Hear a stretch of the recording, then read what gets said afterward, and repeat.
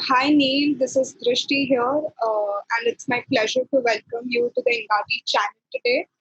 Thank you from all of us at Engati for your time, and so we welcome you to our interview series. And let's begin with a quick intro of Engati. So, Engati is the world's leading open multilingual no-code chatbot platform, which is available across 14 channels with 25,000 bots deployed across 186 countries in every domain and use case. We run the Engati blog and video channel, which receives up to 300,000 visitors annually. And now for our guest, we have Neil Cattermull, and he is regarded as one of the leading analysts in the cloud technologies and AI. With many CXO positions held with major international banks, having created startup technology firms, ranked with the top 50 global influencers for cloud technology, and rated third in the world by Sage for SME business advice and assistance. Neil is a lifelong technology visionary who we have the privilege of welcoming today. So, yeah, hi Neil, and we are thrilled to have you here. Good morning from London. It's been a tough start to the year with the virus outbreak and everything else. So, everyone's getting more and more used to working at home, which, funny enough, I used to work a lot at home anyway, so there's not really that much difference from me. Apart from I don't travel anymore. Well, probably won't for at least another 6 months. But yeah, thank you. Yeah, if I can impart some of my knowledge, it'd be great for the people that are watching. Yes, definitely. So we would like to start with the first question that I had for you. So, like I mentioned before, that you have been ranked for as the top 50 global influencers for cloud technology. So, how has being an influencer helped you to change the way people or business, accept technology? Well, it's funny, really, because the title influencer gets a sort of a bad kind of reputation in the fact that people sort of associate that with Instagram and selling products. But first and foremost, I've always been an analyst. I have deep-rooted technology backgrounds, from finance to starting my own handful of tech firms to right across the board. And, becoming, it's more of a falling into like an influencer title, because I just used to write a lot and used to be very opinionated about what I thought technology could and should do. And did it influence the way people interacted with me in business? Yes.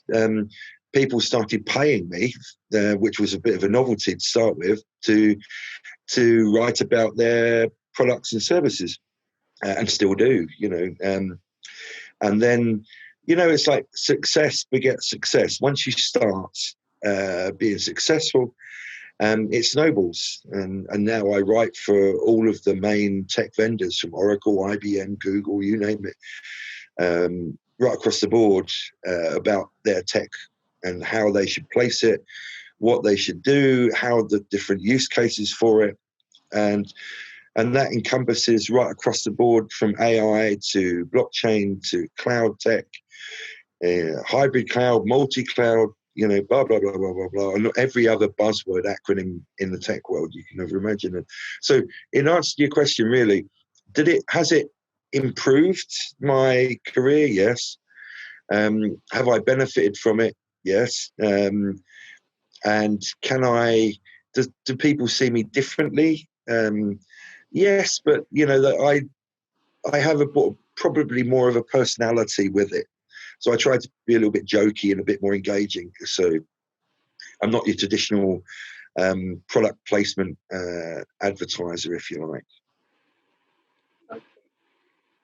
So you mentioned that you started writing for companies. So when was that? Like, how early in your career did you start with that? Well, it's interesting, because I've always written articles, even early days, but nobody read them then.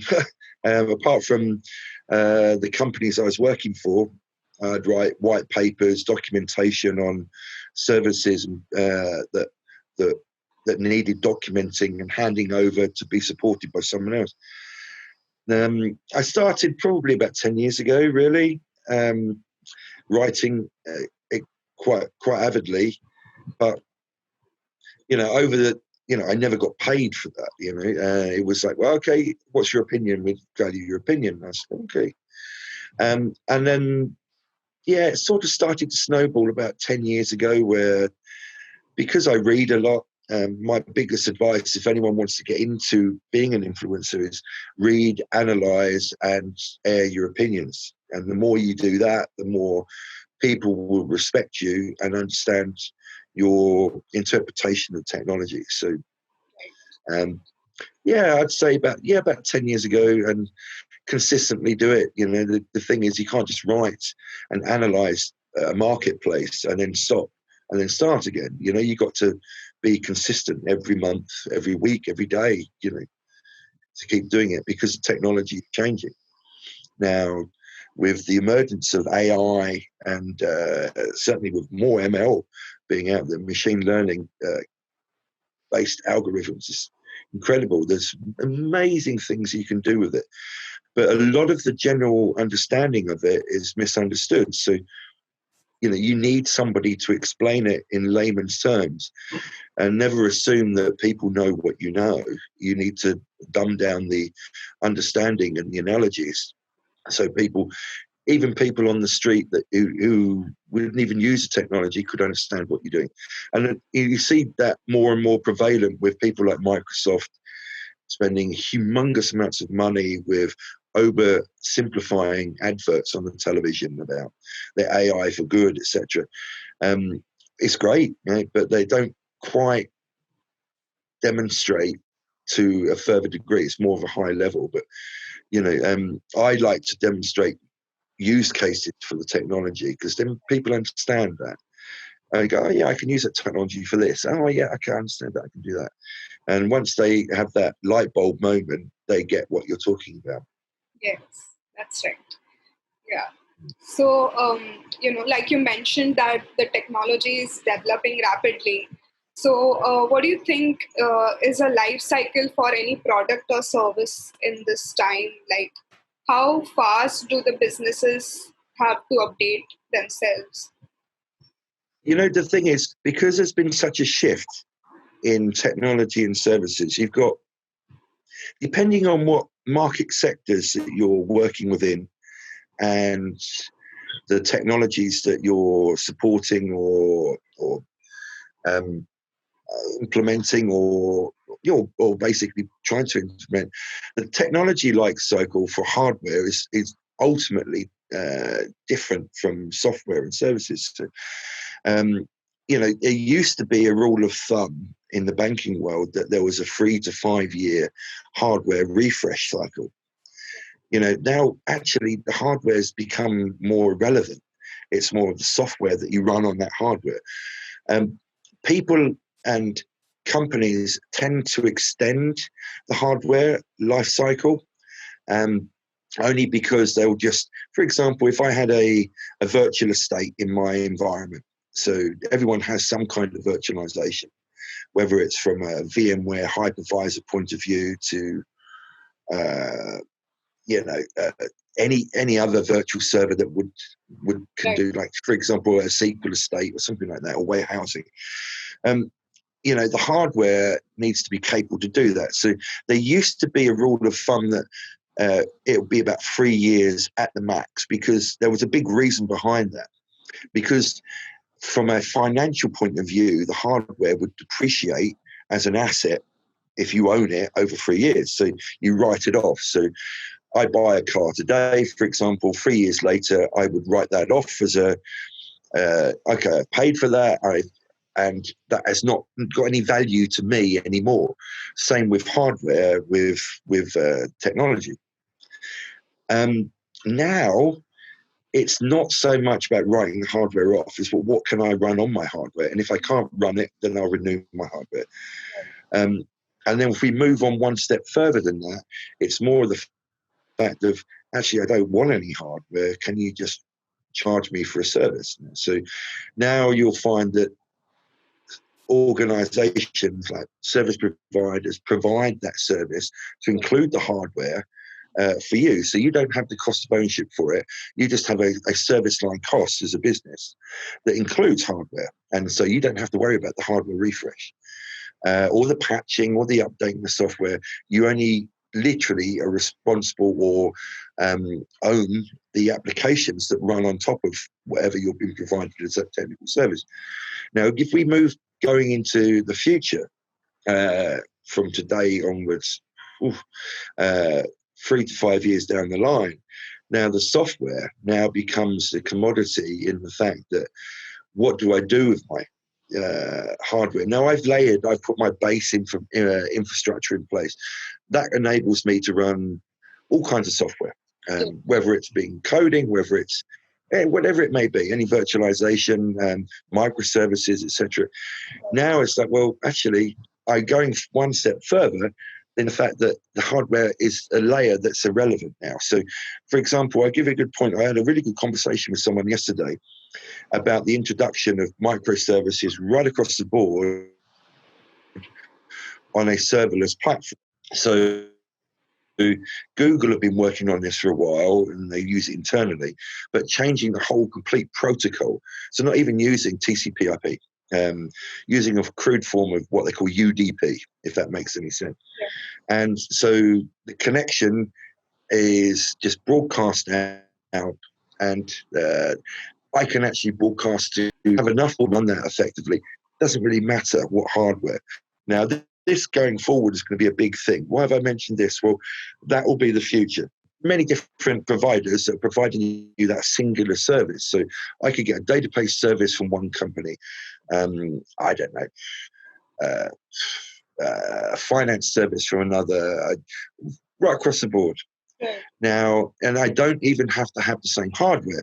I just encapsulate that in the software world through microservices, whether I'm using Docker or anything from a container-based environment is irrelevant really too. You know, it's basically getting away from hardware is key, which it isn't anymore. So, you know, it's difficult to say how people spend and people's refresh rates going to be. We're going to have this whole consolidation of software costs coming. You know, we saw it 5-6 years ago with subscription services come to the front of everyone's mind. So pay as you go, etc., etc. There are still huge amounts of companies that are selling 1 to 3 year agreements based on software purchasing, software maintenance support, because that's going to go, and it has to go. You know, you can't predict 3 years down the line that I'm still going to use the same software. So you're going to see that more and more.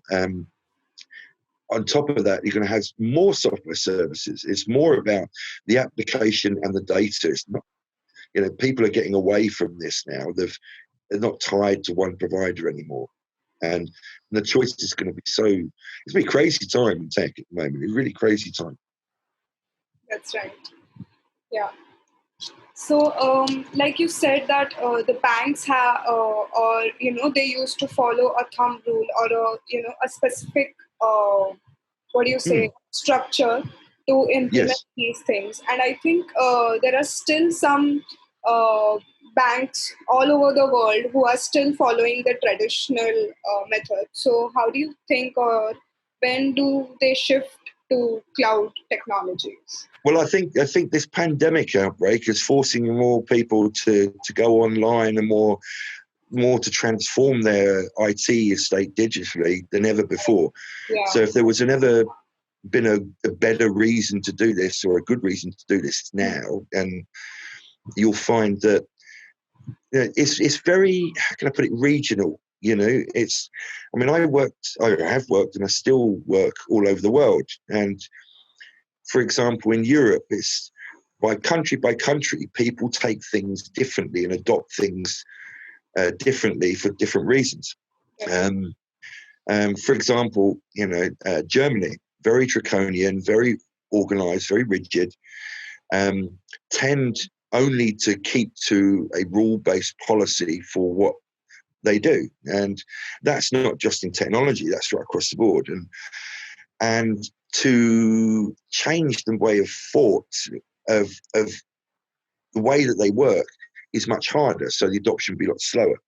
And they're very much union-based as well. So it's not the easiest thing to do to change quickly. France, on the other hand, was pretty much the birthplace for OpenStack and other technologies coming out of there. A lot of good skills in there.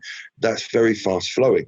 It's very, very unusual, really, because they tend to adopt new technologies much more faster. You go to somewhere like the Netherlands, same again. They'll adopt new technologies much faster than some of their closer countries, because they used to rapid change.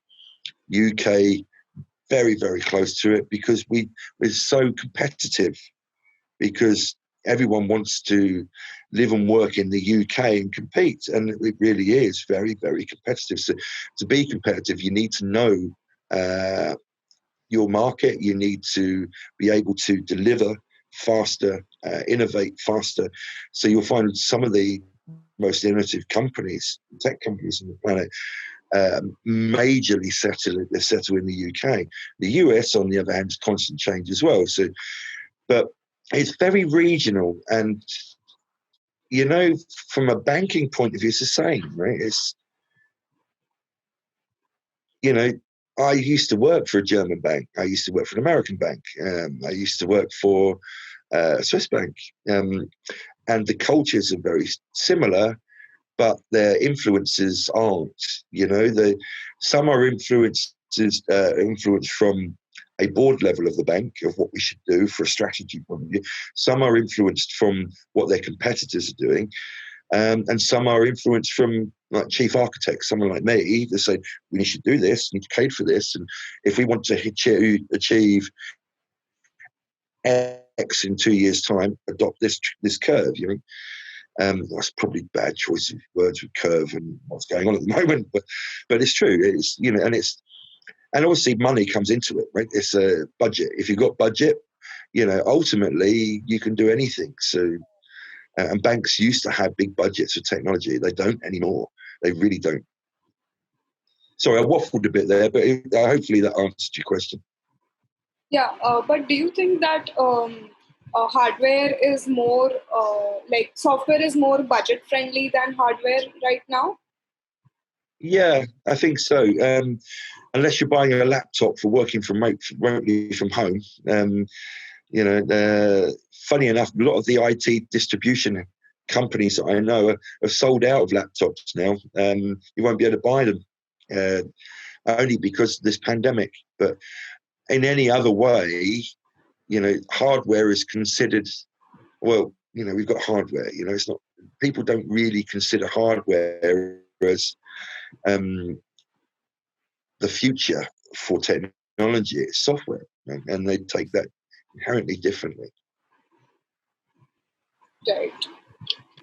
So, continuing on what we had. So, like you're saying that the future is technology, and so what do you think the future holds in store for conversational intelligence and bots? So, do you think that bots can change the way we are working right now? Well, it's interesting because Google last year, I think it was last year, I sat for a presentation, a live presentation by Google's chief exec about the automation of the customer experience. It was fascinating, where they did a live demonstration of a virtual assistant. So a virtual customer assistant, I would phone as a human to book a hair appointment. Not that I need one, but the example was, I need to book an appointment to cut my hair. Have you got any availability on Tuesday? And an automated response, oh, well, actually, we're fully booked Tuesday. Can you do Wednesday? And it was fully interactive. It was quite impressive. And it took the booking. So, yeah, okay, Wednesday, 2:30, we can do that. And it booked and it sent a confirmation email, and it was impressive. The recognition and the interaction was amazing, and it's just got better.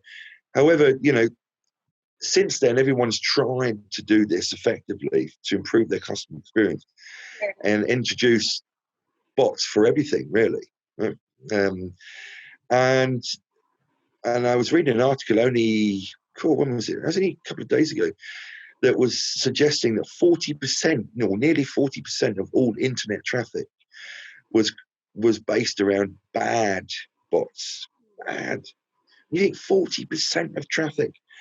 How much more throughput and more effective would be if we didn't have any of those. Right? So you can see it's a race to get the most defined customer experience, and people just aren't getting it right. And that, how do you fix that? How do you police that? Well, there's no actually rule sets to police it. I can create a bot tomorrow and just spam out to everybody, and it makes no sense, but I can do it, and no one can stop me from doing it. So I'm a big lover of reusing what you have, like a bit like recycling, is that we create data, we should query that data, not create subsets of that data. Create it once, repurpose it many times. And, using bots can be really effective, and it can be really bad. I've never seen it done in between. I've seen it done really well, certainly in the insurance and finance industry. Online bots, we've going for a quote for, or signing up for insurance or healthcare insurance, so life insurance. That's rapid. And I can have an automated bot that I would speak to, which I wouldn't even know I would be talking to them. But behind the scenes, it's doing all sorts of Spark analysis of social feeds and all sorts to gain a profile about me within seconds, and improve my application within seconds, where that normally would take weeks to go for another level of approval and another level of approval. And, that's a bit of AI coming into it too. And, that's great. But when we come back to nearly 40% of these bots are misconfigured or have a malicious target, then we need to get rid of that. We need to police that. We need to get rid of some of these and do it properly. And I haven't got the answer for that, by the way, but there is a way of doing it, I'm sure. Yeah. So do you think the advantages are greater than the disadvantages right now with the bots? Yes. There are so many advantages, customer experience is key, and, after this pandemic outbreak has shown the world that, what, we can work without being face to face. And I think a lot of people will be opening their minds to do things about that and to configure things effectively now. They never probably thought of it before, but they've been forced into it, and they've been forced to work remotely, to interact remotely, and then that will spur their creative thought. Go, okay, what else can we do? What else can we do? And also they'll be looking at the competition. So I think there'll be a rise of more automation, certainly with bots, going forward post 6 months. And yeah, I think people who do it properly will have the competitive advantage. People who don't do it properly, should be penalised and put. I don't want 40% of internet traffic for bad bots going up to 60%. Which is potentially good. Yeah, that's right. Okay. So do you think with the ongoing pandemic that we have, so what do you think will be the new normal for the world of digital? And like you said, the bots. So with addition to that, which technologies do you think will be coming to the forefront? Oh, well, the last couple of years, I've seen some really innovative ideas based around blockchain, but without the use cases to back it up. Funny enough, I was working with a really big vendor based around their blockchain offerings. And you're looking at use cases, defining use cases for them, and in distribution and manufacturing. And then you create a distribution environment, so even if it's software defined, with every element of your distribution chain, see the transparency of any one product or part all the way through the pipeline is fantastic, because a lot of things get lost in distribution, good or bad. But then applying that digital twin analogy of, okay, we've done that, what else can we do while we're monitoring the supply chain? So you can add in a bit of IoT sensors for machine-based understanding of, are my manufacturing plants working efficiently? Are my smoke alarms working, yes or no? And you can add this, you've created this pipeline, you create this stable platform for distribution. What else for distribution can you do at the same time? Then, okay, I'm going to monitor how my products get, not just by transport, but how they get created back in factories. Are my motors for my 3D printers still working effectively? That kind of thing, and have that right across the board. That's going to become more and more. Why? Because I think the economical side, we're standing on the cliff face of a global recession now, and we will be in one globally. And how we come out of this will be by saving money and repatriating what we do more, so doing more for less and becoming more innovative. It's going to force us to be more innovative, because we will be in a recession globally, and the technology, any technology geared around that, will be the future. Remote working, it's going to be a fact of life now, not working from home Friday that it used to be. It can be, it's working from home every day at the moment. And that will just continue even after this pandemic's over. I think you'll be given the option whether you want to work from home majorly or part-time or one day a week.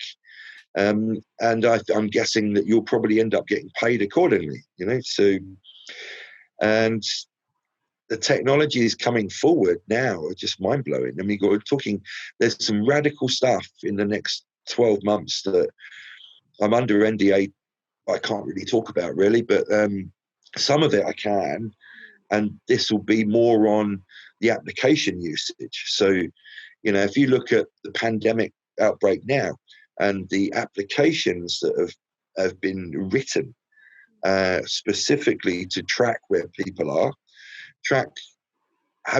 linking into the health system, linking into the government system for registration, and then I can know at any one time where, and it's a bit big brotherish really, but where every pandemic person who has a particular virus is next to people who isn't.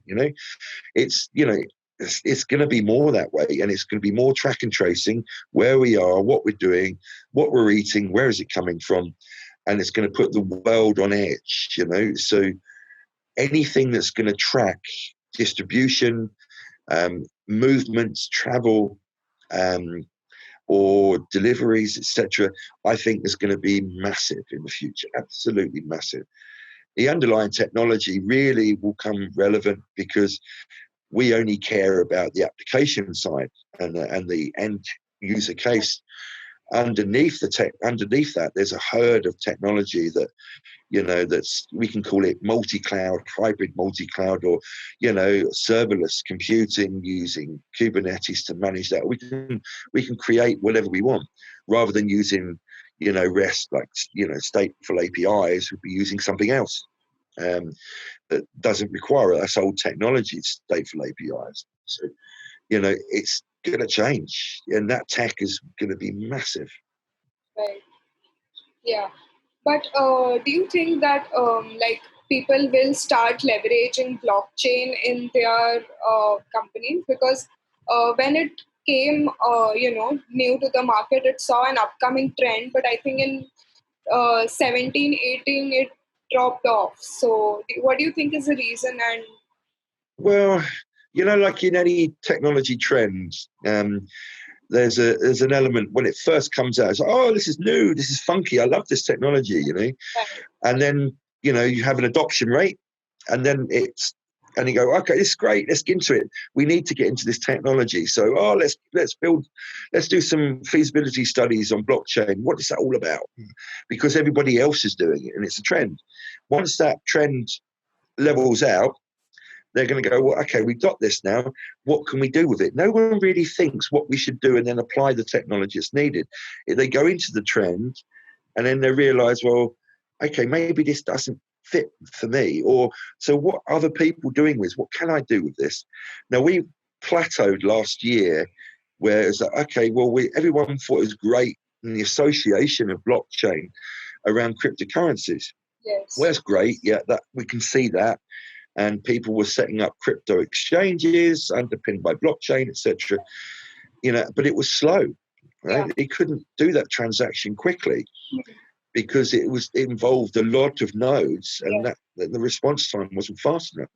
A typical crypto transaction took 20 minutes, right? That's too long. yeah, And in a lot of cases, longer than that. So now go, well, okay, well, what else can we use blockchain for? Decentralized asset database. That sounds interesting. So then repurposing that particular technology trend, which is blockchain, now you can use it for deployments, you can use it for management, you can use it for asset management, which is I always said it was really great for. And then you couple blockchain with an IoT initiative where we've got loads of manufacturing environments that we need to monitor, smoke alarms, which have 3 device states, on, off, or in a state of not working to a degree, right? So, and it's only 3 states, so that's pretty easy to manage. I can manage thousands of them, put them in a blockchain database, and they're disparate all over the place. Perfect for it. Link that up. We started getting more use cases now. So, and all the big vendors have started providing these use cases as a reference case and go, look, for manufacturing distribution, you need to use blockchain. Why? Because, I've worked with IBM and Oracle on this, and, for the Provence, looking at the whole track and trace of food, which is really, it will be more prevalent now after this pandemic, where and any particular point as my food come from and going to, and I can measure the temperature of it. Has it dropped? Has it increased? All sorts. But that's just food. There's, for medical supplies, you go all right across the board. And I think this pandemic has proved how weak a society we really are and what we can do to improve it. yeah, And I think we can use technology massively to improve the way we deal with a pandemic or a disaster situation much more effectively. And I give a good example with testing. Certain, certainly in this country, hospitals have agreements with certain testing centres that they will test for certain elements. They're geared up for testing certain things. Now, when you come out with a new virus to be tested, nobody really knows how to test, where to test. They stick to their own rule set. So if you imagine if every testing center was connected in some way, shape, or form to the healthcare distribution of these tests coming out. Now, I would know instantly where my tests are, who can be tested where effectively, and I can send my patients to the right location. And if there's far too many people being tested in one location, I can move them to another test center. Go, oh, by the way, you can't be tested here, but they've got some tests still available here. We can't do this at the moment. In fact, we have a stockpile of tests that we can't even implement. This is crazy in this day and age. Why? Because we cannot, and we haven't got together with our distribution and manufacturing environments to communicate better and effectively.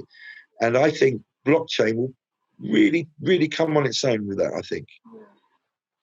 yeah. It could it could really solve the issue that we are facing right now.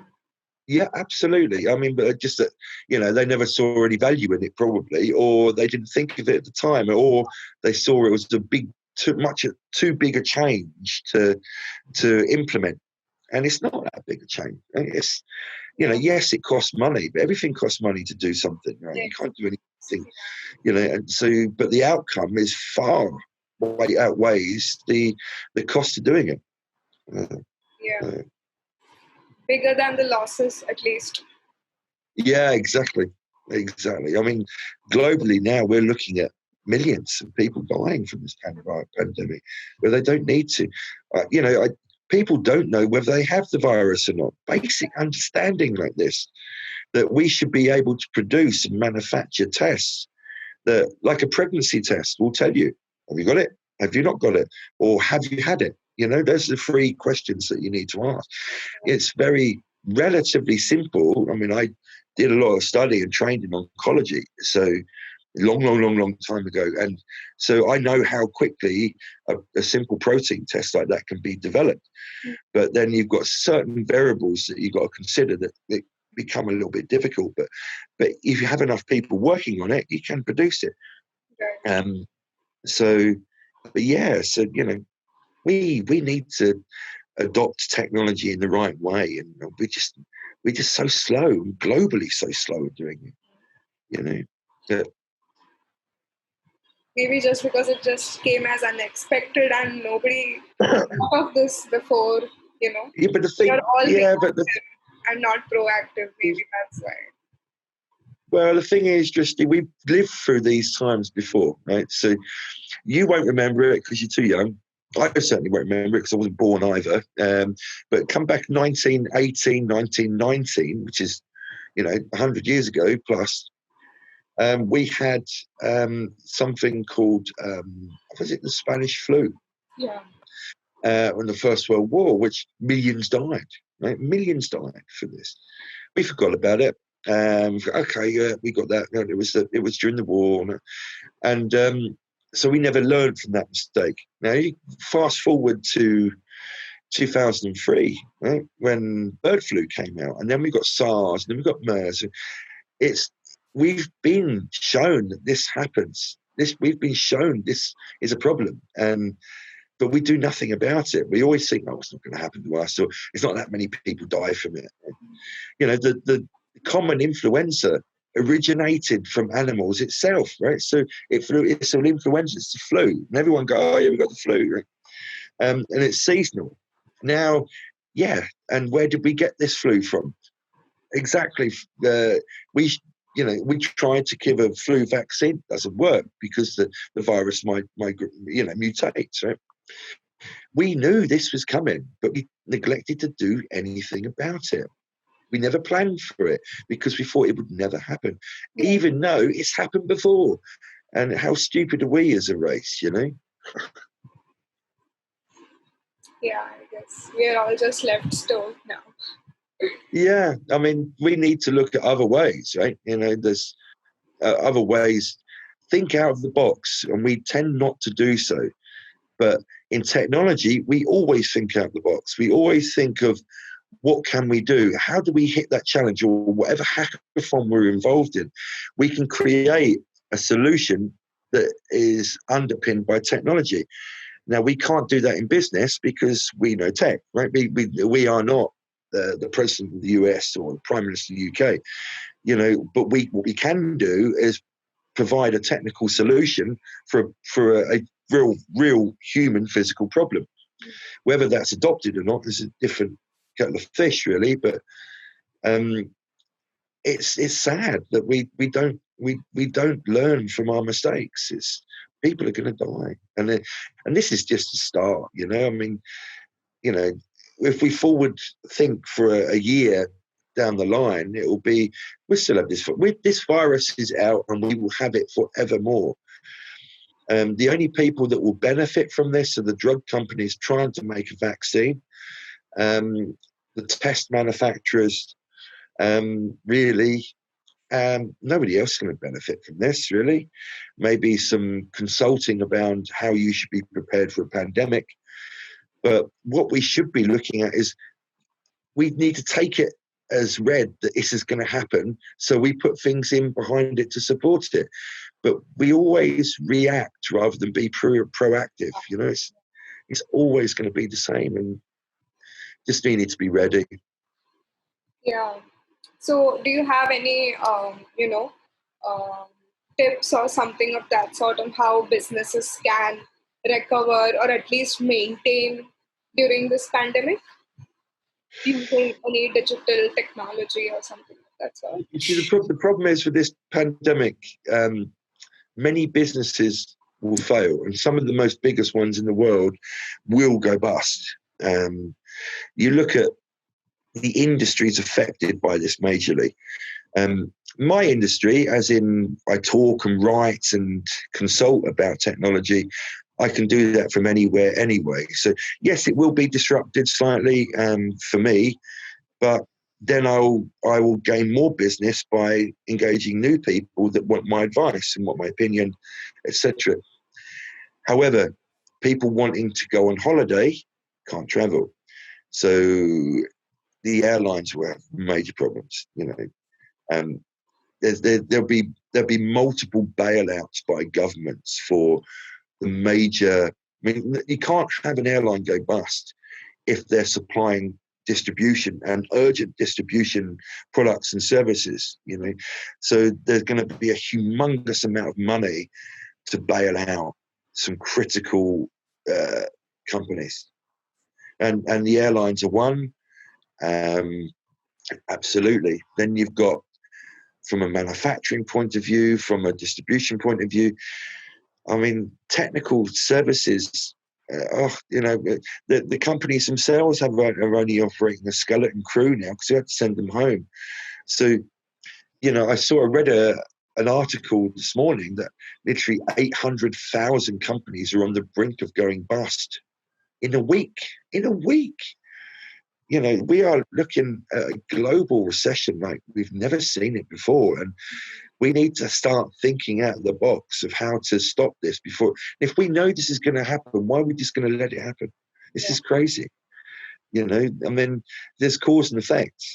You know, that this has caused companies not to go out of business. The effect of that, whatever services they're providing, people aren't going to get.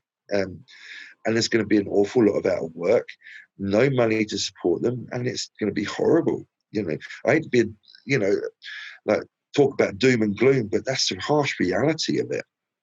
And you can put any financial package behind that to say, oh, don't worry, we'll pay you 80% of your salary like they have done in the UK. But actually, that is too late. It's already too late. You know, a lot of these companies can't even afford to pay their staff now, and they won't receive that package for another month or two. You know, it's too late. And I unfortunately know a couple of companies that are going through administration already, which is sad. And some good friends of mine are losing their jobs. And at the end of the day, all they can say to me is, well, at least I'm still alive, and at least I'll be thankful that I can apply for another job somewhere else, you know. So it's sad. We are going to change the way we work, the way we think forever. This is like a pretty defining moment in history that I'm hoping we're never going to see again. And we will finally learn from a pandemic like this that we are so fragile and we need to put measures in place. I hope. Yeah. So, any last thoughts or anything that you would like to leave for our viewers? Yeah, I mean, you know, what I will say, and there's something quite profound that I will say. Now, I teach startup companies. I educate them as like a mentor side of things with their business. Not tell them what to do, but give them advice. You know, the biggest thing I see, and it's really sad, is when somebody has a great idea, or they have a great idea for a company and they want to start the company, they try everything. my leg's going to sleep. So they try everything to get that working, whether borrow money and this or whatever, family or friends, and they're so convinced that will work. If they don't execute that properly, or they find, they run out of money, or, it's too difficult, and they regard that as failure. I always say nobody fails, right? Nobody fails. Don't, because they take that hard knock and they go, I failed, I can't do it, and they give up. And the fact is, everybody's been in that situation when they start something new. They think it's too tough. They think it's hard. They think they fail. There's no such thing as failure. You've just learned something you didn't know. Leverage that, use that information, do it again. Unfortunately, we're in a very judgmental society where we go, pass or fail from an early age at school. This is horrible, right? There's no in between. You go pass or you failed. You don't hit that criteria. This is the day of lateral thinking, not vertical thinking. And you've got to think laterally of, it's not just a pass or fail. It's not I've failed or I've succeeded. That's too judgmental. People get things wrong. People make mistakes. And the only way you become successful is learning by mistakes. If you've not made any mistakes, you'll never learn anything. And that's my biggest advice. Don't give up. Yeah, that's a great piece of advice actually needed right now in this time. Yeah, don't give up. Whatever you see that you might be thinking, I failed at that, I didn't do that. You just learned that you should have done it, or you should have done it in a different way, or you maybe you shouldn't have done it at all. Right? Anyway, you've learned something. Take that on board. But it's only the people that don't take that on board will make that same mistake again. Yeah. And typically you only do the same mistake twice. The third time you've learned badly and you'll never do it. But we're all human at the end of the day. Right? Yeah, well, thank you, Neil. Thank you so much for this knowledge sharing session that we had. It was really insightful, and I think it would be a good knowledge base that we had. Yeah, thank you very much. Yeah.